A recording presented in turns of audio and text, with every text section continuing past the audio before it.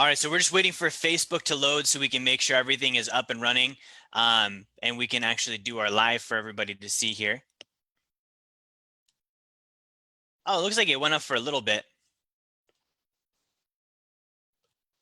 Okay, great. So I think we're up and running on Facebook now too. So guys, again, I'm Jerry. I'm the owner of Wealth Dynamics, and I come to you every week live with a finance course on how to create wealth, right?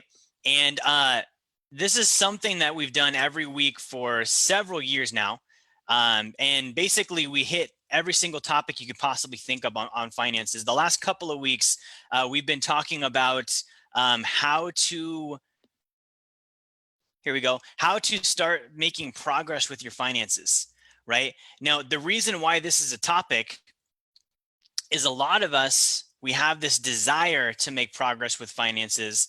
However, it doesn't actually end up happening, right? We have this desire to build wealth. We have this desire to retire. We have this desire to do all of this stuff that we, dream of with finances, but we don't actually get there. Right. And if you look at and study, like, Americans today, 80% of us are paycheck to paycheck. I think 60 or 70% of Americans have less than $1,000 saved. And it really shows, like, not only are we not getting there, we're failing miserably. Okay. We're failing miserably. Yanni, get off the feed, please. So I'm gonna lay some rules down. So no negativity on these feeds, particularly Instagram. This is a Friday night course on finances. So what that means is that if you're on this feed watching and you're trying to learn about finances, that's awesome. That's like you should be like totally validated for that. You're taking your Friday to learn about money and to learn about finances. If you're somebody on the feed that's attacking other people and being negative towards them, it means that you're literally the smallest type of person that exists. Right. So to attack someone else that's trying to learn, that's trying to improve themselves, that's eager to make more progress in their lives, whether that be financially, whether that be physical fitness, whether that be spiritually, like somebody that attacks other people because they're trying to make progress, like that's literally the smallest kind of being that exists. So if you're that being, this course ain't for you. Please log off. Now, basically what we're going to go over for this course, guys, we're going to talk about phase 3 of building wealth. Okay. Phase 3 of building wealth. The first week we talked about how to undo the financial things we've done to ourselves. Right. So the very first week, that's phase 0. We talked about budgeting and earning income and understanding money and all this basic stuff that if I don't know how to do, really, I can't make any progress whatsoever. Right. And then we moved into phase 1, which was handling debt. Right. If I have debt, I can't get anything done with my finances because I'm having to pay so much of my income every single month over to my creditors, whether that be my mortgage, my car, my credit cards, etc. So there's nothing left for me. So I can't build wealth if there's nothing left. Right. And then last week we talked about solvency. We talked about actually being financially solvent, having income that exceeds my expenses, having assets that exceed my liabilities, and essentially being able to pay all of my obligations. Okay. Now, if I've hit this level, I'm basically like at break even, right? Like if this means that if I have 6 months of expenses and reserves, if I have no consumer debt, if my income exceeds my expenses, right? My assets exceed my liabilities, and I understand money, I'm essentially at ground zero now. Okay, a lot of Americans are not even on ground zero. So that's why I hit, that first week, that second week, that third week, is a lot of us aren't in the position where we've got 6 months saved. Not to pick on anyone or be mean, I've been there, right? So a lot of us aren't in that place. So for me to start with real estate and investing and blah, blah, blah, blah, blah, like that's way, way above most people. And so what I want to start with is a lot of us are, how do I earn more income? How do I save more? How do I pay off debt? Those were the things I wanted to know. Okay. Mistakenly, I got caught up early on in the real estate investing and the this and the that, all the cool stuff, but really I wasn't there. It's kind of like, like getting caught up in like, the inner workings of how a vehicle works. And I don't even own a car yet. Right. So in order to get there, I have to be solvent. That's what we talked about last week. This week, phase 3 is we're starting to break free from the financial traps that exist. Okay. Who's ever heard the system is out to get you? Or the system is built against you, or the system is not in your favor? Who's ever heard that? I want to see some emojis if people have heard that before. Okay. I grew up kind of with that. I grew up in a family where we were very poor, and that was kind of the mentality, is that the system's out to get you, and the, you know, the conspiracy theories about the politicians and the rich people and this and that. All of this stuff is stuff I grew up with, right? So if you've heard that, I want to have you let us know that you've heard that, because a lot of us have, right? Now, here's what I'm going to give you. Whether that's true or not, whether that is true or not, we got to ourselves before the system ever had a chance. Okay, even if the financial system was out to get us, they never got to get us because we got ourselves first. Okay, and what I'm saying is Wall Street, banks, politicians, all this stuff, that only matters for people that have money. If I don't have money, those systems want nothing to do with me. So the system can't be out to get me, because if I've got no money, I freaking got myself. Okay, and that's not an insult to anybody. That's the reality, right? And so I hope for everyone on this stream that we get to a point where we have money, because there is a system. It is out to get us. It is a trap. But to fixate on the trap when we're not even in a position where we're like head above water swimming is kind of foolish, if you ask me. It's not something that's actually going to be helpful. And so that's kind of what I want to go over tonight. And really, like, with that being said, I'm gonna go ahead and share my screen here for Facebook. Facebook changed their outlay, so I'm still kind of trying to figure out how this works. I think I just clicked this button. So I'm going to go ahead and dive into what does the system look like and how do we break free of it? Okay, what are the things we need to be aware of? What are the things that we need to actually like have conscious attention on once we're solvent, so that we can start building financial freedom for ourselves and for our families? That's what this is about. Okay, here we go. So I'm going to share my screen for you guys. If you're on Instagram, I'll probably flip you guys around here for a second, so you can see my screen on this on Instagram as well. But this is going to go over tonight really like, what is the system? What do we need to be thinking about? How do we break free of it? And how do we go about it? Like what do we start with? Okay. So if you guys are watching on the screen here on Zoom, let me flip Instagram around. Okay, so we talked last week about becoming financially solvent, phase 1, right? And phase 2, we're now talking about gaining freedom from the financial traps created by Wall Street, central banks, and the government in order to never again be a financial victim. That's a big statement. Let me flip Instagram back around. That's a big statement. Why is that important? Okay, think about, where does the majority of our money go? Okay, if I'm middle class Joe, where does the majority of my income go to when I earn it? Right? Think about this. I get paid, my W-2 paycheck comes in. Who gets paid first, me or someone else? Someone else does. I pay taxes first. Before I ever see money, I pay taxes. Okay, in case you didn't know, that's actually why the W-2 was invented. They didn't have the W-2. I think it was halfway through the 1900s, they invented the W-2 so that the IRS could collect directly from the American consumer's paycheck. See, you were taught, I was taught that the W-2 position is protect me against my employer, so that way my employer can't make me do things as a 1099 contractor that I should be paid W-2 for. No, no, no, no, no, no. You still do the work anyways. The W-2 was invented so that the IRS could take my income before I ever get paid.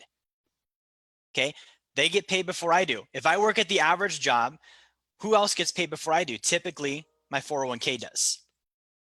Right, I'm gonna give my 401k money first after I've paid my taxes, or vice versa, depending on how your accounting works. Those two entities get money before I ever do.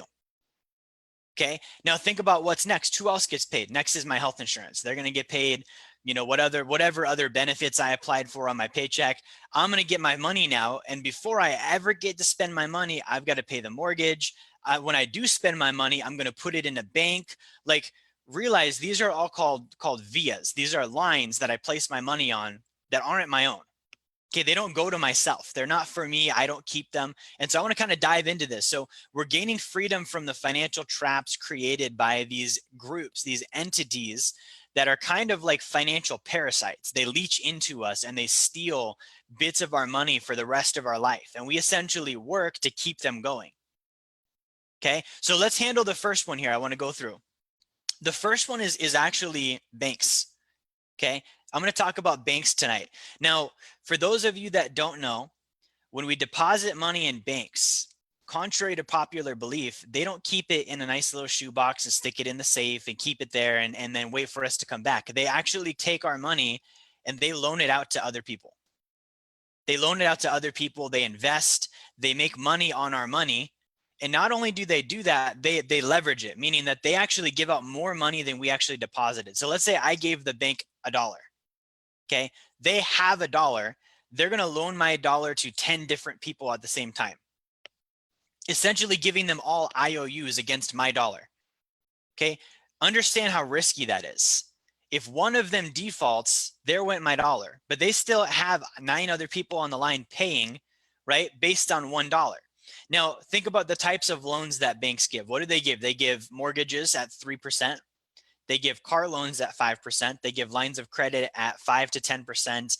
They give credit cards at 16 to 20%. And so if that's the case, I gave them $1 deposited. They loaned that out to 10 different people. Let's say they give all 10 people a car loan at 5%. The bank's making 50% on my money. 50% on my money. What are they paying me though? Think about what's the rate in your checking account. What are you making in the bank right now? 0.10%. Okay, so effectively I'm loaning them my money. They're keeping it, paying me 0.10%, and then they're loaning that $1 out to 10 different people, and they're making anywhere from 30% to upwards of 100% a year, depending on what they did with it. And they're paying me nothing, yet I fronted all the risk. Okay, this gets worse. So that's a financial trap we're going to break free from. If we get out of debt, we have all of our base, like we're caught up on things. That's a financial trap we've got to break free from. That's why we have the sacred account. That's one of the main things we do for people is we make you into your own bank. Okay, if I'm my own bank, I don't need to give them my money anymore, right? I can play that game for myself. Okay, now most of us don't know that. Most of us think, okay, well, the bank, that's where I grew up with. I started one when I was 16. I put my money in a piggy bank. Way before that, that's what my parents had. That's what my grandparents have. The clerk that works there goes to my church. We're just embedded in the bank. Okay, but here's what happens. You guys are watching this. If you see me talk about the sacred account and you realize that that's life insurance, I've seen people that are like, life insurance? I don't want life insurance. Right now, banks have $180 billion in cash value on life insurance. Across the US, $180 billion. Okay, Bank of America, I can show you their financial statement, has almost 20% of their bank's assets in life insurance. 20%, that's freaking $22 billion in life insurance. So what's happening is I'm giving the bank my money. They're sticking it in the sacred account anyways. So the thing that I'm afraid to do, because I'd rather give my money to the bank, they're doing for themselves when I give it to them. Okay, that's a trap. I don't know what else to call that, right? Now, if you think back to where banks originated from, okay, banks originated from the fact that when we operated on gold bullion, we needed somewhere to put the gold. And so we had certificates and banks would store the physical gold. Before that, when we did bartering, if we needed to like convert currencies or exchange over grains for corn, like banks were there to actually help with that process, right? We don't do any of that today. I don't go give the bank corn and they give me wheat and they tell me that when I go to Mesopotamia, here's the exchange rate. Like that's not how it works. I don't give them a brick of gold and then they give me a deposit receipt saying come back and we'll give you the gold when you need to be cashed out. So what purpose do banks actually serve at this point? Nothing. They don't serve a purpose. What is it? What would you say? I would say the transference of money. Okay, who in the last month has tried to wire money to someone or ACH money to someone? How expensive is that? That's like $25 just to send a wire. B, how long does that take? Wires, I take wires on my bullion dealership all the time, and it's like 2, 3, 4 days to make digits show up from your screen to my screen. It should be instantaneous. Okay, they take way too long. So on the transference of money, they're not even good at that. They're expensive. They don't provide any value. They take too long, right? How about loans? Okay, they're loaning out money that's not even theirs. So they're basically a glorified middleman, right? So a bank that says, hey, I'm going to give you a loan on this mortgage, that's not actually their money to give you. That's their freaking depositor's money. And they didn't know, the depositor didn't know when they signed up for the bank that in the fine print, they're writing that they understand that the bank is going to loan their money out to other people, and they're authorizing permission on their bank agreement. When you sign up for a bank account, that's one of the things you're agreeing to. So it's not even that they have money. They don't. You have the money. They're loaning your money to someone else. In some cases, they're loaning your money back to you and charging you interest on it. So there's no value there either. What about security? Okay, security and protection. I bet deposit money there, they keep it safe. They don't keep it there. They keep like 10 grand a day in the bank. So they're not even keeping it in the bank. I could literally ship my money to Brink's Home Security in my own safe and pay them maybe 40 basis points to keep it there, and it would be the same exact thing as the bank. So they serve no purpose whatsoever when you think about it, yet they're involved in every single little piece of our lives financially. The bank touches everything. And so that's a financial trap created, because when you look at who owns banks, and I'm not going to tell you who owns banks, I want you to go find that out for yourself, you kind of realize how the country and how the world works. Okay, so that's one of the traps that you've got to break out of. So what are some of the other things we do with banks? We deposit money to them, we borrow money from them. What are the things we typically borrow? Car loan. Who has a car loan? Okay, I had a car loan for the longest time. One of my first debts, I think it was my very first debt, was a car loan. Okay, I spent $12,000, and I borrowed $12,000 for a 2009 Chevy Cobalt. It was bright red. I thought it was the coolest car in the world, right? My car payment was like $325, and I could justify that I don't have the 10 grand, but I can afford the $325. That's as far as my mind went. Okay, so I go in there, co-sign with my mom, get the car, $325 a month starts coming out, and I thought it's all dandy, right? And I did that several times. Not only did I do that, when I bought the car, it depreciated as soon as I drove it off the lot. So then 2 years later, when I wanted a new one, I traded in the car at negative equity, meaning that I owed more than it was worth, rolled the negative equity into another car loan, financed that car loan, which was now bigger than the first one, and did the same thing. And I probably did that 2 or 3 or 4 times until I had massive 5 figures in car debt. Now, today I say that like that's a big deal, but back then that was normal. Everyone had that. So I didn't think like, should I not have a car loan, or should I be doing this differently, right? So here's the deal. I'm going to show you guys how to break free from car loans. This is all stuff we do on phase 3, by the way, because someone's going to retort with, well, I've got to drive somewhere, and that is right, but here is the deal. I'm going to flip the screen around because I want to show you guys how this works. Okay, so let's say that I buy a car and I spend $30,000 on a car. Okay, $30,000 on a car. What is that payment? Anyone know? I think that that's probably going to be like $500, right? So let's say it's $30,000. Let's say that it's at 5%. Let me move my little face out of the way here. And let's say that I'm going to pay them $500 a month. And I'm going to do that for 60 months. Okay. So this is fairly normal. This is what a lot of people do on a regular basis. A lot of people, families, have 2 of those car loans. So what I'm saying is I don't have the 30 grand. So instead, I'm going to spend $500 a month for the next 60 months, and I'm going to have the 30 grand in a car, right? I'll eventually pay it off. We're focused on the interest, right? A lot of us are like 5%, kind of moderate. What if we could make that 3%, right? 3%, maybe the payment goes down. Maybe I can have a faster payoff. Banks get us caught up on the 3% or the 5%. This is one of the traps, interests, right? Interest.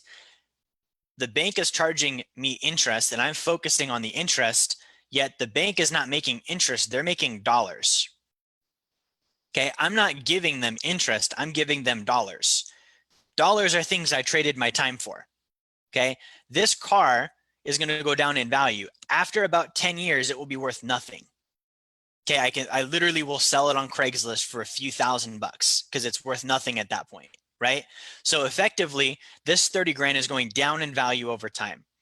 I'm giving them $500 a month, which is something that I still have to work to produce with the same effort while this thing I'm financing goes down in value. Therefore, I'm working harder for something that's worth less and less and less every single year. Okay, so here's what I would do instead. I'm going to get a little bit tricky with this. So if I lose you guys, let me know. I would take this 30 grand out of my sacred account. Okay, so let's say down here, I actually have $30,000 in my sacred account and it's growing at 3 to 5% a year tax free.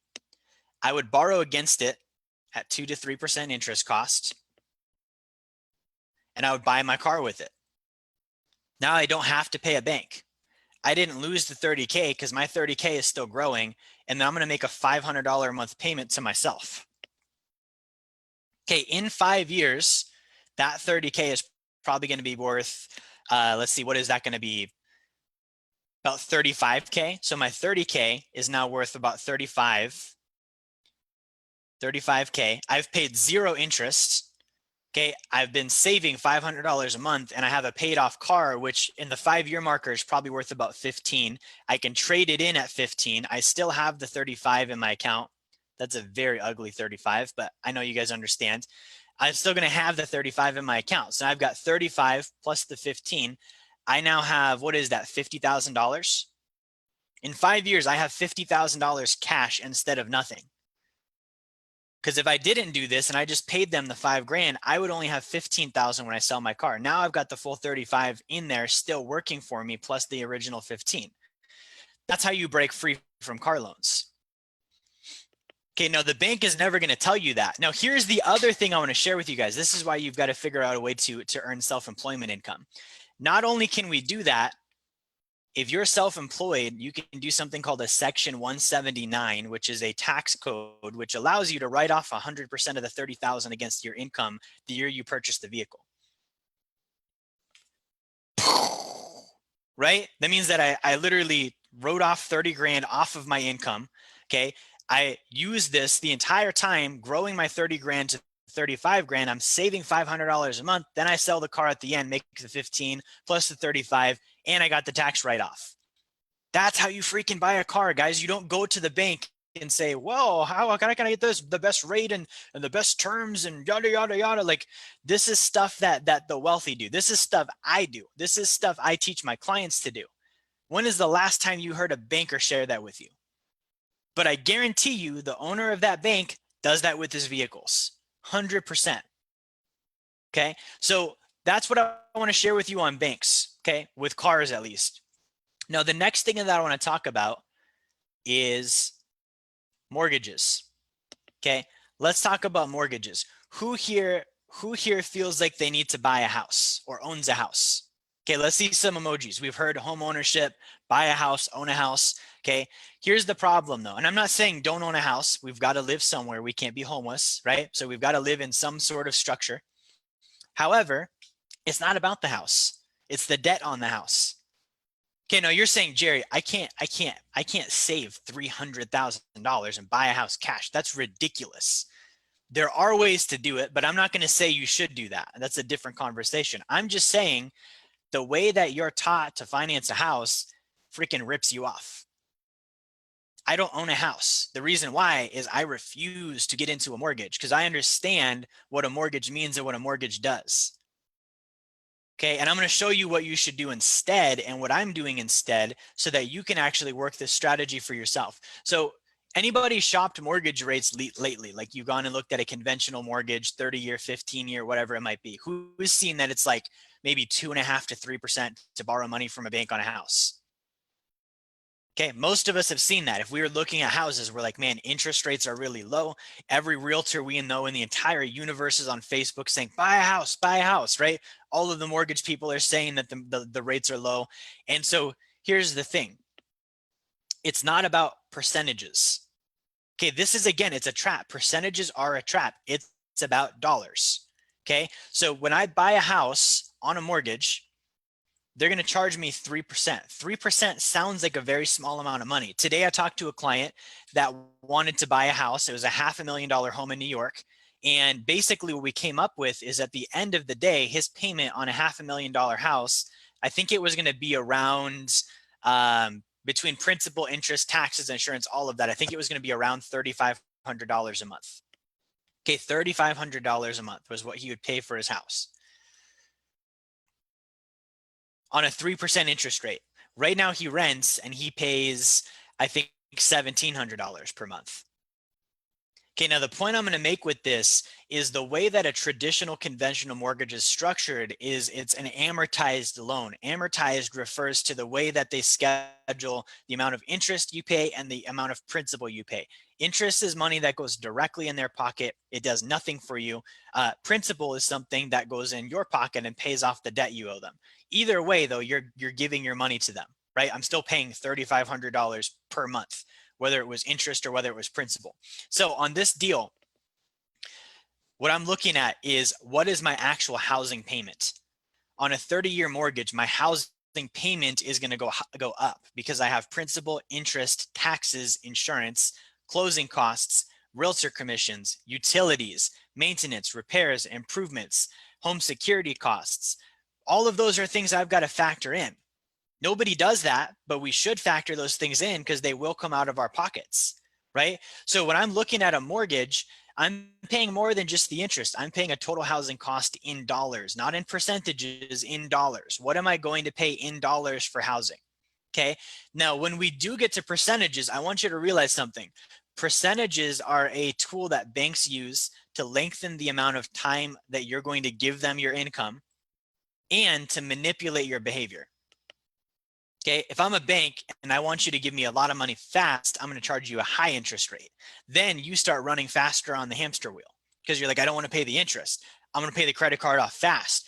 I know you're as the bank, I know you're going to go borrow again, which is fine. I just don't want you defaulting. So I'm going to hit you with a high interest rate to make you behave with more urgency. Now, if it's a secured loan like a car or a house, I don't want you to pay it off early because I feel like it's safe and I want the income stream. So I'm going to lower the interest so that you feel like you can be more secure with it.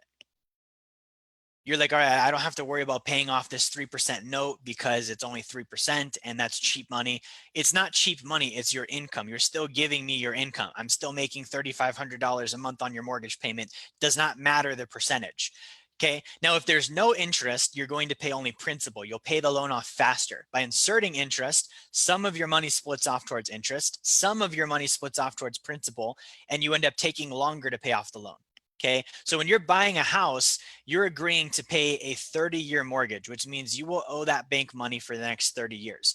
You should not be looking at what's your interest rate. You should be looking at what's called TIP, total interest paid. At the end of the 30 years, and this shows up on something called your truth in lending statement, it tells you in total dollars, how much interest did you pay on this mortgage? By year 30, how much in dollars did you pay? Not percentages, dollars. Okay. And if you paid in dollars more interest, then it was not a good deal because that means typically when you look at this, you paid for the house twice. I bought the house, I paid it off, and when I include interest, I probably paid for the house twice. So what I showed this client instead of doing a mortgage is called a first position Heloc. We refer to it as an all-in-one loan. Okay. A first position Heloc means that I'm not taking out a mortgage. I'm going to get a line of credit against the house. Okay, I'm getting a line of credit against the house, which means that if the house is worth, let's say, $1 million, they're going to give me $800,000 and I'm going to pay interest only on that $800,000 and I can put money in to pay it off and pull the money back out. Now, the trick and the gotcha with the mortgage is when you pay off your house, you don't get the money back. Okay, the bank kept the money. Paying down the mortgage faster means the bank keeps the money. On a line of credit, I pay more into the line of credit. I can pull the money out right again, just like a checking account. It's no different than a sacred account. It's just backed by real estate instead of life insurance. But here's the great thing is that my payment is about a third of a normal mortgage payment because it's interest only. The bank doesn't want me to pay the loan off. Again, banks want certain behaviors. So they want the income, that 5% or that 4% only interest rate that I'm paying them. I'm fine with that because I'm going to use that equity to go make 10 or 12%. I'm okay paying the bank 5% if I'm making 12. I have no issues with that. And I'm going to take the 5%. I'm going to write it off on my taxes anyways, right? So I have to understand by doing a 30-year mortgage, I'm committing to financial slavery is what I would call it, where I'm paying the bank every single month for the next 30 years. I'm never going to get the money back that I paid them. I'm probably going to move out of the house in 7 years, not 30.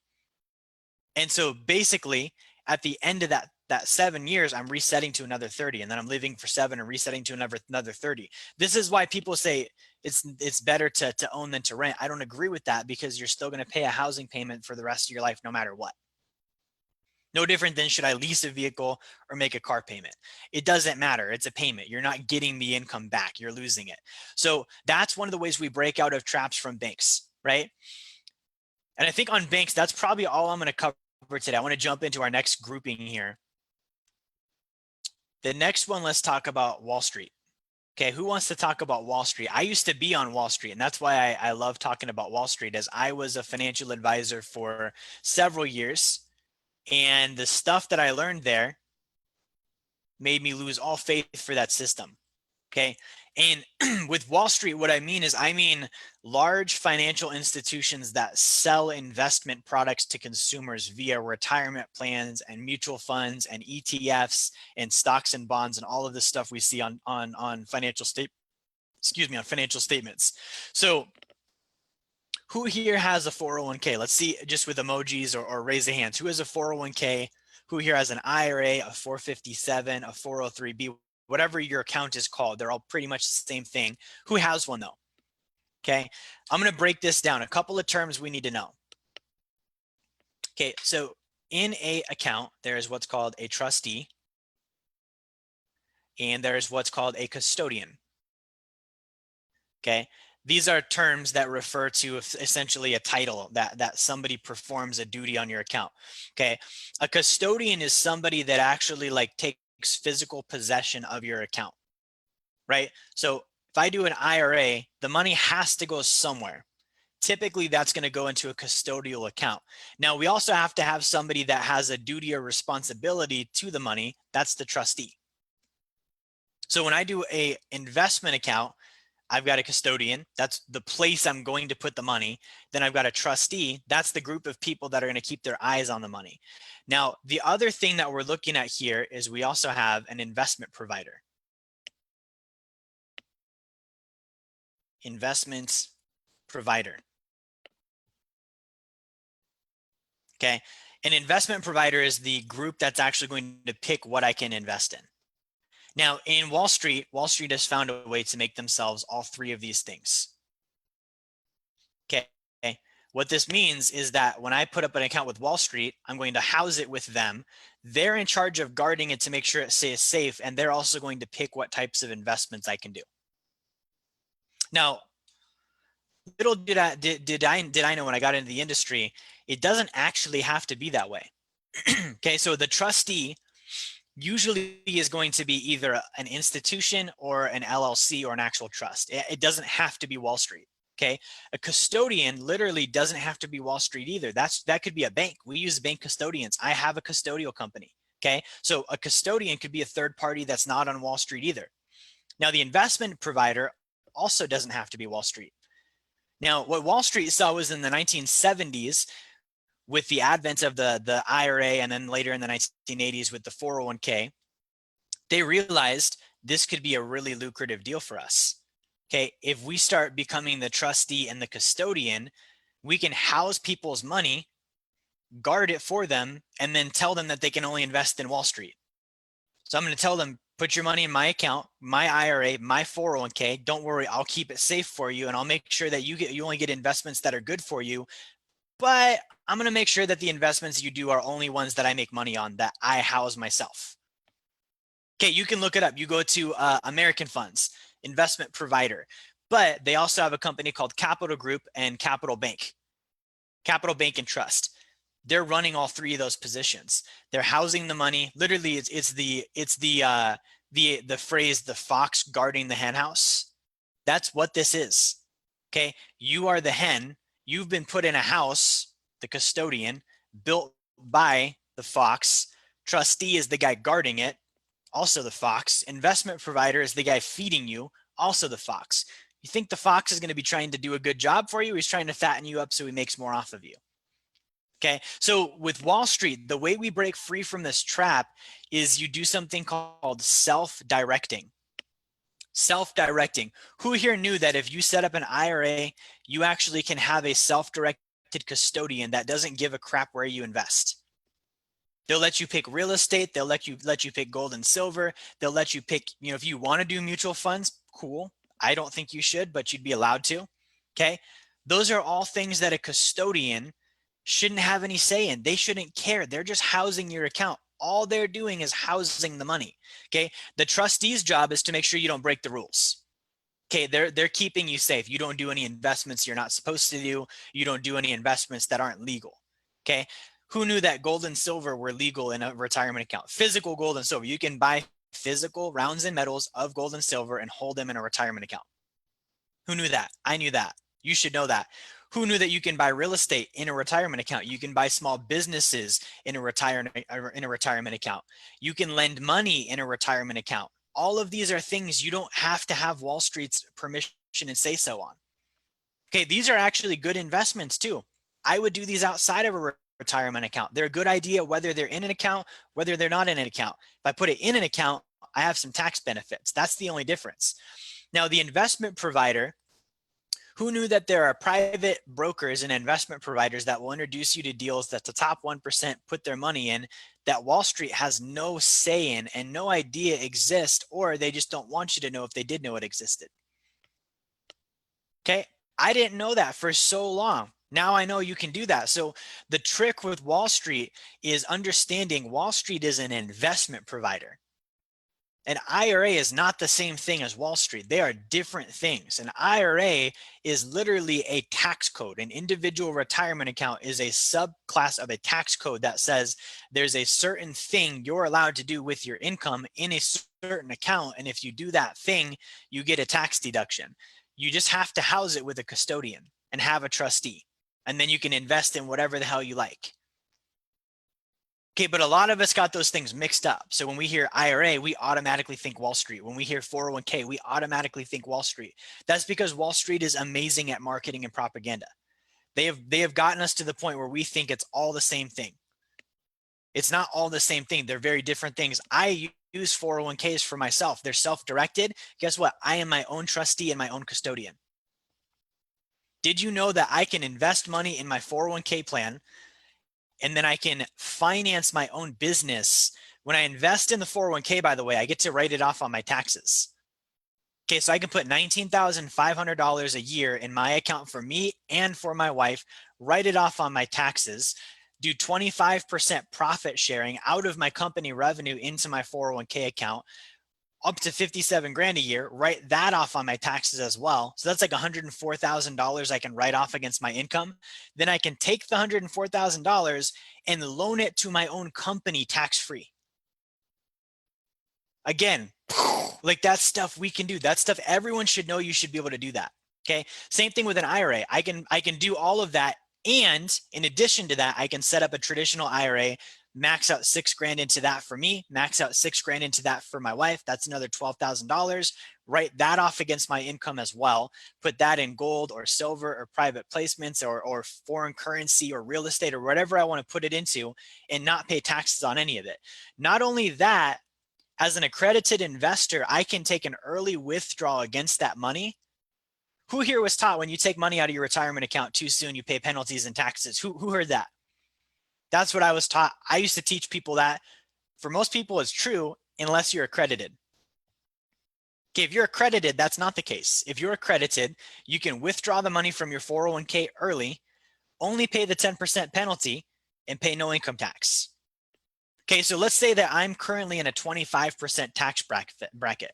That means that I would put that $104,000 into my 401k account and save a 25% tax bracket. Later on, whenever I feel like it, because I'm currently accredited, I can pull that money out and only pay a 10% penalty. So I get to trade a 25% tax bracket for a 10% one. And if I don't want to pay the 10%, I can even bump that out too. Justin sees I got the yoga. I've had the yoga for like 4 years, Justin. It's killer. So that's something I can do with my IRAs and my 401ks if I'm accredited, because I can put that into things like oil and gas or charitable lead trust or conservation easements or whatever it might be, and I can avoid the taxes on the withdrawal. So what I'm essentially getting is I'm getting a tax deduction, doing whatever I want to do with my money in the interim. And then once I'm accredited, I'm pulling that money out and paying little to no taxes. Okay. And there's another concept that I'm going to relate this to. You may not understand it, but it's called a captive insurance agency. Large corporations do this with their income all the time. This is better than a captive insurance agency. Okay, with a captive insurance agency, I can do the same deduction, but ultimately I pay a 15% capital gains rate. Okay, with this, I get the deduction, I only pay a 10% capital gains rate or penalty rate. Okay, so this is all stuff that we've got to know. Like, we've got to understand that's actually a good idea. I worked with a client on this exact strategy last week. The guy owns a business. He is going to net $300,000 in taxable income. Whew. And that's like think about $300,000 in taxable income, meaning he will pay taxes on 300 grand. After I got done with this, he's going to lose $15,000 on paper, paying no taxes, and keep the entire 300 grand, meaning he'll pay zero income tax on his $300,000 this year. Everyone should want to know how to do that. To not know how to do that would be like a sin against myself. Okay, so that's what I want to handle with you on Wall Street. Now, the bottom line with Wall Street is they're not an investment firm. They're not in it for you. They're in it to make money. So there's literally like so many articles, documentaries, books, resources, things that you could go research on your own to go learn what Wall Street's really up to. It's not good stuff. It's all fraudulent. It's taking advantage of you. Like in a Wall Street firm, they don't go to prison for anything. They just pay fines. Okay. Vanessa is watching, so she'll understand this. With certain businesses, you have something called a cost of goods. When I buy the product, it costs me this much. When I sell it, I'm going to make this much. Right? Wall Street builds their fines into their financial statement as a cost of goods. They literally say, when I do this illegal activity, I'm going to pay this much in fines. So let's just budget it into the statement and make sure that we make more money than the fines. And then it doesn't matter that we're doing anything illegal because we made more money than it costed in fines. They literally treat fines like a cost of goods on their financial statement. How terrible is that? That's who you're currently giving your money to until you're 60. That's not a good group to deal with, guys. So the final one that I'm going to cover, here is taxes. Okay. This is the government, right? Now, right now, we're heading into an election. So there's a lot of talk of the government. I've got to get my throat lubricated for this one, right? So the government is basically like the rule makers and the managers of the country. Okay, we have the Congress and Senate and presidents and officials that we elect, and we vote for them every 4 years, except for the Congress. They just stay in forever. That's beside the point. But this thing called the government doesn't actually provide a service. They don't sell a product. They're not Amazon. We don't buy things from them. There's no value. They don't give us things. It's not voluntary. It's not free market. They basically exist and they charge us for it. Much like the mafia. If you were in New York or Chicago in the 1920s and 30s, the mafia operated much the same way. You get protection in the neighborhood as long as you pay the fee. If you don't pay the fee, you're going to get your ass beat and kicked out of the neighborhood. That's the government, right? So the way that the government makes money is taxes. That's the only way the government makes money is taxes. And if they can't make it through taxes, then they borrow it from the bank, which we end up paying through more taxes in the future, which ultimately is still taxes. So one of the tricks and traps is taxation. Okay. I want you to picture if you built a business. Let's take my client for example, who was gonna make about 300 grand. He would be let me check his tax rate. On 300 grand, he would be paying 24% in taxes. Okay, let's say that he got up to 650 grand. Let's pretend he's you. Let's pretend that you built a business with your family, with your employees from the ground up, and you made $650,000 in profit, meaning you actually have that money. Okay, on $650,000, you're going to pay half to the government. You will pay $325,000 in taxes. $325,000 in taxes. I couldn't even bring myself to write that check if I had to.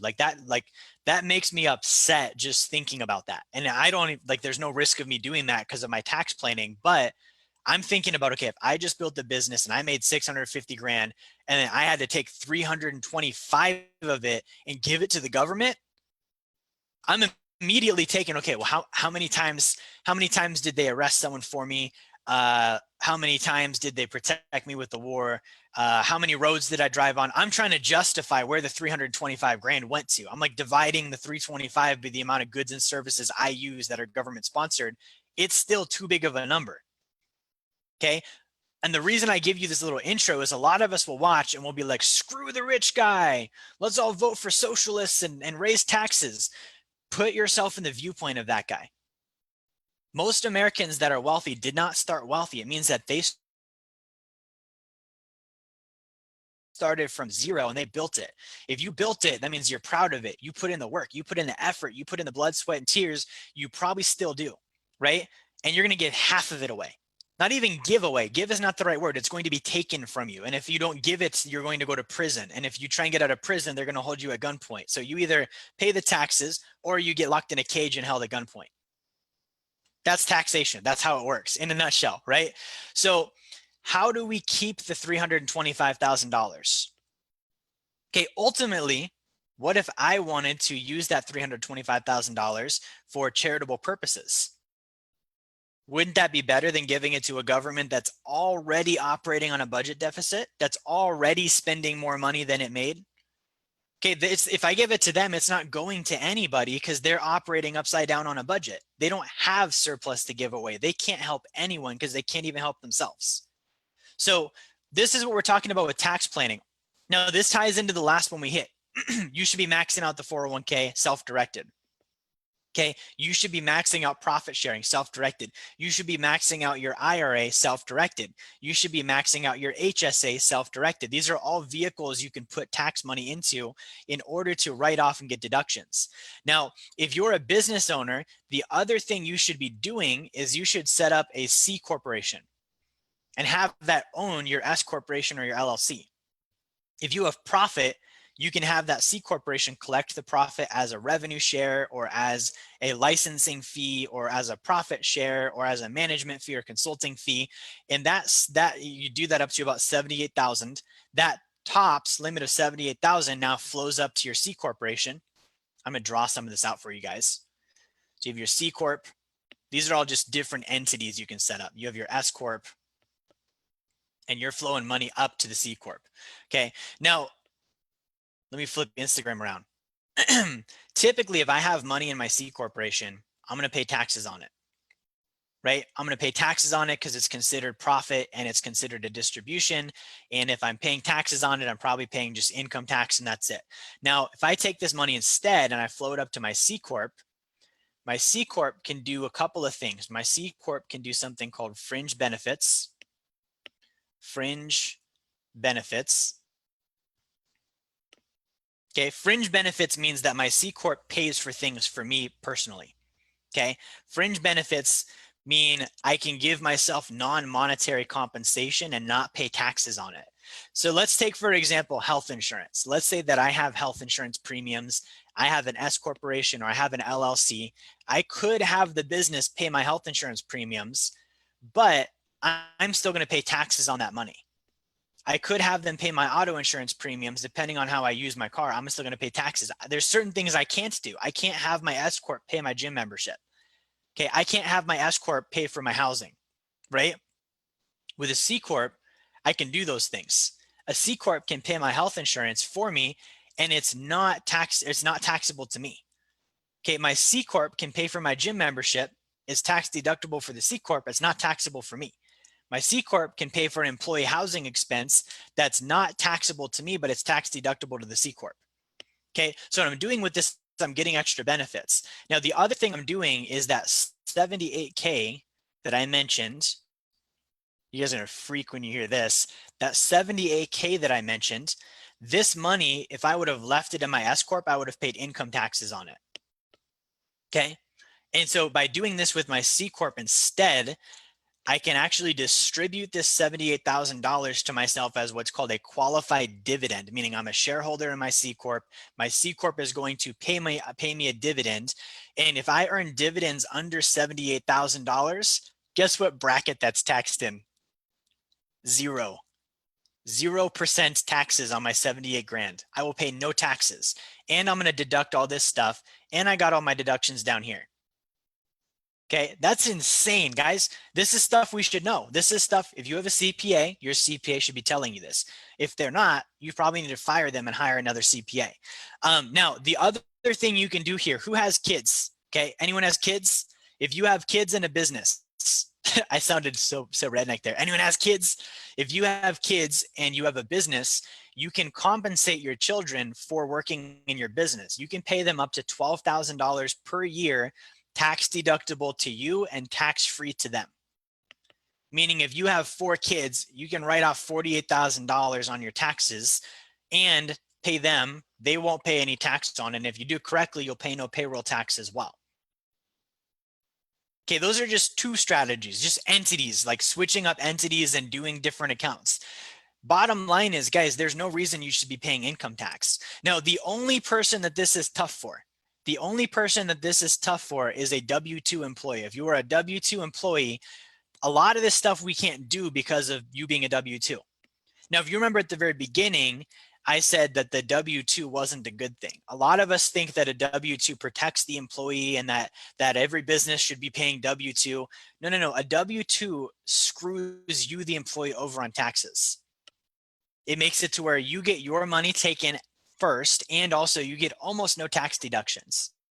So if you're a W-2 employee, we've got to get creative on how do we get other deductions, because most of the stuff I'm talking about here tonight is going to apply to business owners. Okay, so I know we covered a lot here, guys, and it's kind of dispersed. We hit taxes and we hit banks and mortgages and car loans, and we hit Wall Street and different accounts and more taxes. But this is breaking out of the financial trap. And I'll hit questions here in a second, but I want you to realize, when somebody gets out of debt and they understand money and they're making more than they're earning, and they have W-2 income, or they have assets exceeding liabilities, that means that person is an asset. Financially, they produce. Okay, producers are usually the ones that are the most prone to being taken advantage of by the system. Bankers, they want producers. They don't loan money to broke people. They want others. Okay, if you're a business owner or a producer, like your mortgage company, your Wall Street, all this stuff is it's leeching off of your production. Okay, who's heard it's not about what you make, it's about what you keep? That's true. So if I'm making a bunch of money and I'm not keeping a bunch of money, something has to be wrong, because I can't get wealthy if I didn't keep a lot of money. Okay, now the other thing is, it's not about what you keep, it's also where you keep it, right? So this is all stuff that I'm covering tonight, because if you're in this position where you've got your debts covered and you've got your solvency and you're starting to look at, should I buy a house? Should I put money in a 401k? Should I invest? Understand this first. Because the one piece of truth I'm going to give you before we answer questions is the mortgage and the bank and the 401k and all of these things that you contribute to, they're very easy to put money into. They're very hard to get money out of. So what I'm saying is, before you jump the gun and you do it because your coworker said, or your friends are doing it, or your parents are doing it, I want you to realize, yeah, it's awesome to get into, but it's almost impossible to get out of. If you put money in a 401k, good luck getting it out. If you get into a house, good luck getting out. Okay, if you put money into, a bank, try and get all of the money out of your bank and see what happens. Call them if you have, more than high 5 figures. Tell them you want to withdraw everything and watch what happens. Especially if you've got 6 or 7 figures, right? So I'm going to open this up for questions. Let me go ahead and check Facebook here.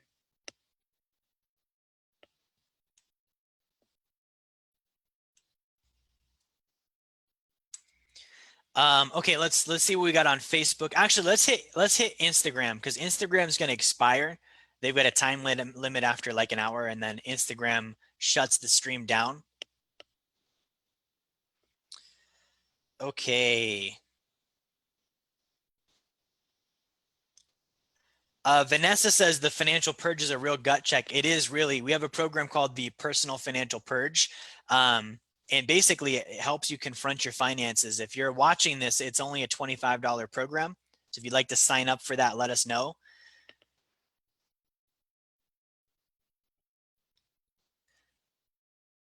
All right, lots of comments on Instagram. I'm trying to find some good questions here on Instagram before you guys expire. If you guys have questions, throw them down in the comments. I will answer those.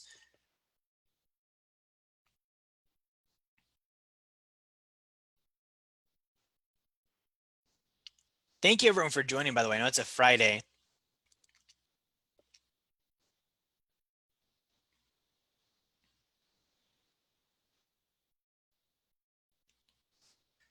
Nothing yet on Instagram. Let me just make sure we covered everything.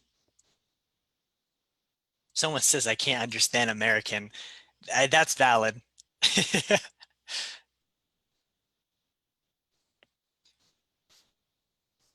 All right, let's see. Let's see. Mateus Madero says, why would you want to buy gold and silver? I won't answer that today. We'll probably cover that next week, okay? But there are several reasons to buy that. Tune in again next Friday, same time, and I'll answer that a little deeper. This person says, what stock should I invest with $10? Don't. Even if it was $1,000,000, don't invest it in stock. $10 is not going to really do anything for you. So just keep it and go make more. This person said, I thought about an IRA, currently a 401k due to the matching. I open a brokerage link and trade and up on average 20%, therefore past 4 years, your opinion. So Aaron, I would say if you can do a self-directed 401k, that's a much better option. You could trade, you could do brokerage. Those are not things I personally believe in, and I have reasons for that. So if you'd like to know how to maybe make some alternative choices with that, shoot me a DM and I'll hit you up after. Vanessa says with the 401k, instead of investing in it, wouldn't it be better to pull out and put it in a sacred account? So Vanessa, you can actually put a sacred account in a 401k. So you can actually have both. So I do that. So I contribute to the 401k, get the tax deduction. The 401k owns a sacred account, which I can mech on purpose because it's a 401k, it can't be taxed. Now I've got both of them, and then I can borrow against the sacred account in the 401k and still do investments there too. Let's see. This person says, I still need more on Wall Street. I was tracking with the car loan and mortgage. Rewatch this and you'll see that if you go to my Facebook page or my YouTube page, just Jerry Fetta, you can rewatch this feed.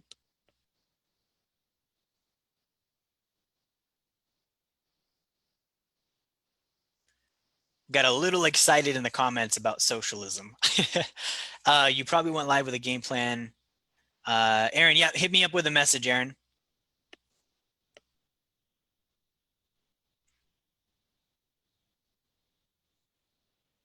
Someone says, I've been thinking about canceling the 401k. So if you're a W-2 employee and you get a 401k at work, I would cancel the 401k. I would do a maxed out traditional IRA and an HSA instead, and then talk to me about what else you can do. John Moss, can I refi with a Heloc? Potentially, John. Message me. That's probably something we could look at. There's some qualifications we should go over and see if it fits, but definitely we could. Roth IRA way better. No, Roth IRAs are terrible. Somebody says the Roth IRA is better. The Roth is actually a joke. Never do a Roth IRA. That's just a bad idea all around.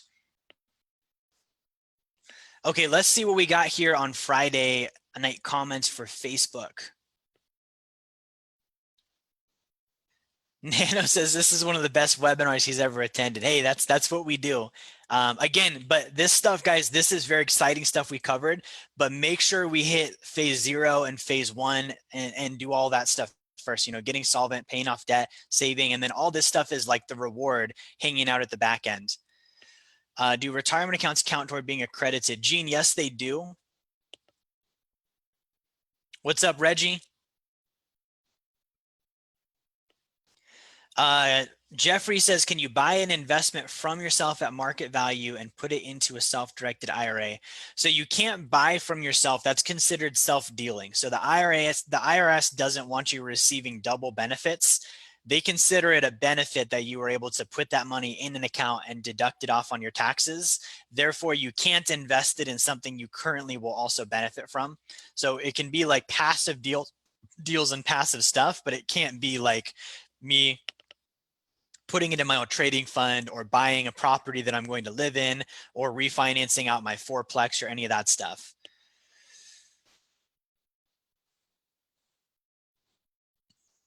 Alex says, I have an employee who wants to get a house with the idea rent is $1,500 and he wants a cheaper mortgage. What is a good way to sway him the other way without coming off so strong? So Alex, that's a good question. So I would literally sit down and count up all the costs of home ownership. So I'd count up, okay, let's figure out what house you're going to buy. What's the principal payment, the interest payment, the taxes, the homeowner's insurance? What are your closing costs and origination fees? What are you going to pay the realtor? What are your utilities going to cost? What is your maintenance budget going to be? What about repairs and improvements? What are you going to spend on materials? How much time are you going to spend? What about landscaping? What about shoveling the driveway? Add all of that up. And if he understands math, he will walk away from that conversation understanding it's not cheaper than renting. And if it is something that is cheaper than renting, it's because he put a sizable down payment on the property. Good question. Gloria asks, what is the term self-directive? So the term is self-direct. Self-direct means that you select a objective custodian. We talked about custodians, people that house your retirement money. We select one that's objective. Okay, objective means that they don't have any interest in where you put the money. They're just going to hold the money for you. And then they let you direct where you're going to invest. And that's where we get the term self-direct. So you're able to direct where that money goes to. And that's definitely a big leg up on doing a traditional account, because if you do like a Wall Street account, then they're going to say, Gloria, you can pick any account in the world as long as it's off of this list, which just happens to be only funds that we sell that we earn fees on. We want to stay away from that. Keith says, great stuff. Got to get a business, become accredited, and stop with the taxes. Keith, I got your back, man. We got some ideas. We'll email some more on that, Keith. Nano says, dig in the beard. I got some new beard oil. It's called, I forget what it's called. It's something Amish. I was trying it out today and I think I like it. But thank you for that, Nano. If you guys notice, my beard actually kind of comes in red, which is very interesting. Nano says, I knew about self-directed and custodian. At what point does one start focusing on this? After they've paid off debts, solvents, earning how much per year, focusing on tax planning, self-directed plan? Nano, that's a really good question. So if you look at your wealth creation blueprint, there's two different numbers that we're looking at here, okay? First one is your tax rate. What percentage of my gross income goes towards income tax? Okay, the other one is my debt to income ratio. What percentage of my gross income goes towards debt? If my debt to income ratio is higher than my tax rate, I don't need to worry about taxes because I spend more money on debt. So I need to worry about hanging on or paying off my debt, getting rid of that. Now, if my tax rate is higher than my debt to income ratio, then I would worry about taxes because I'd be like, man, I'm spending 25% on taxes, only 10% on debt. Ideally, I'd like to spend 0 on debt. However, I want to make sure that my tax rate gets lowered because right now that actually costs me more than my debt. So important to remember, like percentages are only a measurement system. Okay, the measurement system is a percentage of dollars. So if I'm spending dollars on taxes and those dollars on taxes are more than the dollars I spend on debt, I should get rid of that tax number so I spend less dollars there and vice versa. So that's a good question to ask. And then also getting through being solvent, getting your 6 months in reserves, that's big. Just because I know a lot of broke investors. I know a lot of people that, 12 months ago, 24 months ago, they were hauling money into, Cardone Capital or Robert Kiyosaki deals or whoever's deals. And then COVID-19 hit and they had no money saved and then they couldn't make it. And then their deals stopped paying distributions. And then it just turned into a giant mess. So solvency comes before wealth. That's always going to be kind of the thing. All right, guys, I think that's all the questions we have. I want to thank everybody for watching tonight. I know it's a Friday, so those of you that took time off on your Friday to learn about money, I commend you. I want to acknowledge you for that. That says a lot about who you are, that you care about, your future, your family's future, and ultimately the future of those around you, because wealth impacts more than just yourself. So I want to just recognize everybody that did that. One more question. Okay, one more question. Thank you. If you owe $50,000 on a house, should you pay it off? So you could. That's a good question. So what I would look at though is instead of paying off the house, I would convert the mortgage to an all-in-one loan. That's called a first lien home equity line of credit. In Texas, I think you're in Texas, Gloria. In Texas, there's some rules about that. So we've got to be very particular in how we structure that. But rather than paying off the house where we just have no expense, it's better to take the equity and turn the equity into cash flow. Okay, cash flow means it's going to pay me money. So normal mortgage costs me money, paid off house costs me nothing. Cash flowing all in one loan or line of credit makes me money. I would rather be in the group that makes me money. We just have to make sure we set that up right. So what I would do is I would probably convert that to a $50,000 cash out refinance on just the 50,000, then do a second lien line of credit on the rest of the equity, pull the rest of the equity out, and then put that into an investment that cash flows. That would pretty much handle that. Brian, good to see you, my friend. All right, I think we have all of our questions answered. Guys, we're going to tune out. Just a heads up, I got some big stuff coming in the next 1, 2, 3 weeks that I'll be launching here. So stay tuned. Make sure you guys tune in again next week. I'm excited for it. And have a great week, and I'll talk to you all soon. All right, thank you guys for jumping on Zoom. I'm going to log out now. I will see you all next Friday.